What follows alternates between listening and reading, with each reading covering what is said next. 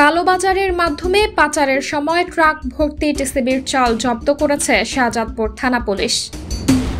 শনিবার দিবাগত গভীর রাতে শাহজাদপুর থানা পুলিশের একটি দল এই চাল জব্দ করে থানায় নিয়ে আসে। এ সময় ট্রাকে থাকা সিরাজগঞ্জ জেলার কামারখন্দ উপজেলার হাটখোলা গ্রামের মৃত সাজু সরকারের ছেলে আব্দুর রহমান এবং একই উপজেলার আলোকদিয়ার পশ্চিম পাড়ার আব্দুল শিকদারের ছেলে শিপন শিকদারকে আটক করে।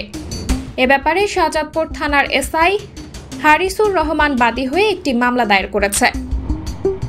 গভীর রাতে শাহজাদপুর থানার এসআই হারিসুর রহমানের নেতৃত্বে টহল দেওয়ার সময় একটি মিনি ট্রাককে সন্দেহ হওয়ায় পুলিশ থামানোর জন্য সিগন্যাল দেয়, কিন্তু সিগন্যাল অতিক্রম করে দ্রুত ট্রাকটি বেরিয়ে যেতে গেলে এলাকাবাসীর সহযোগিতায় পুলিশ ট্রাকটি আটক করে।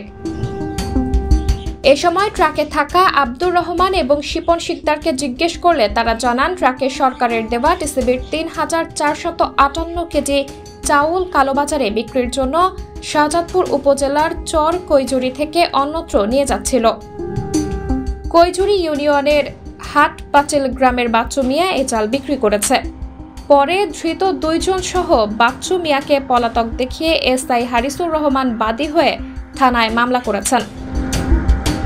সাবরিনা জলিল, সবার কথা।